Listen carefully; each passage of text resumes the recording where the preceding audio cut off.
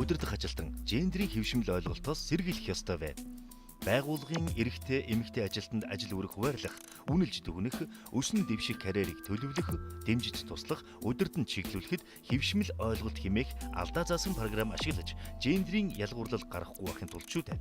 Жишээ нь зарим хүн ажилдаг салбараа манайх угаасаа хүнд. Өөрөөр хэлбэл эрэгтэйчүүдийн салбар гэдэг нь бас л хэвшмэл ойлголт. Энэ нь эмэгтэйчүүдийн байгууллагада хөв нэмэр оруулах боломжийг хааж, хувь хүнийхээ хувьдж сэтгэл ханамж багтаа ажиллахад хүргэдэг. Хүүхэд настныг асрах ажлыг эмэгтэй хүний ажил хэмээн итгэдэг зарим удирдлага эрэгтэй ажилтныг хүүхэд гэр бүлийн асуудлаар чөлөө авах хүсэлд гаргахад таатай ханддаггүй. Эсвэл ажилтан өөрөө чөлөө хүсч чадахгүй хэцүү байдалд ордог. Жишээ нь та орой ажилд харах үед гинт хурал зарлан 18 цаг өнгөртөл үргэж ирсэн гэж бодъё.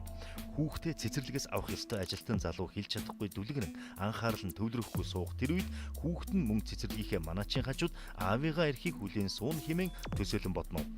Дахин нэг түгээмэл жишээ дурдъя. Шинэ ажилтан авч байгаа.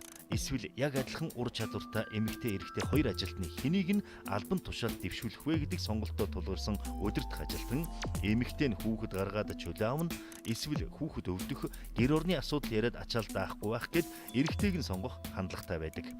Гэтэл эмэгтэй хүн бүр адилгүй хүүхэд нь том болсон, хүүхэд асрах асуудлаа зохицуулсан, эсвэл бүр хүүхэд төрүүлэх боломжгүйч эмэгтэй байж болно.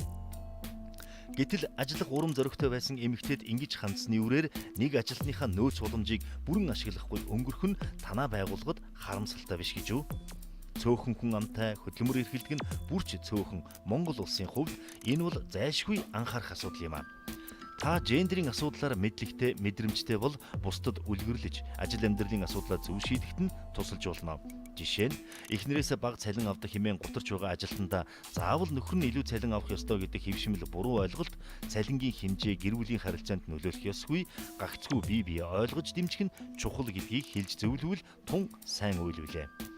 Энэ мэдчлэн хэвшмэл ойлголт гэдэг нь байгууллагад санаандгүй байдлаар гендрийн ялгуурлан гадуурхал гарах шалтгаан болдог учраас удирдах ажилтан энэ тал дээр мэдлэгтэй, мэдрэмжтэй байвал өөрт нь төдийгүй ажилтан албан хаагчид байгууллага хамт олонны уур амьсгал, ажлын бүтээмжид эерэг нөлөөг бий болгоно. Ажил арга гэрийн амьдралаа тэнцвэртэй авч яваа ажилтан хүний ажлын бүтээмж илүү өндөр байж, түүнийг нь анхааран дэмжсэн удирдах ажилтан та хамт олонныхоо өмнө нэр хүндтэй манлайлагч болно.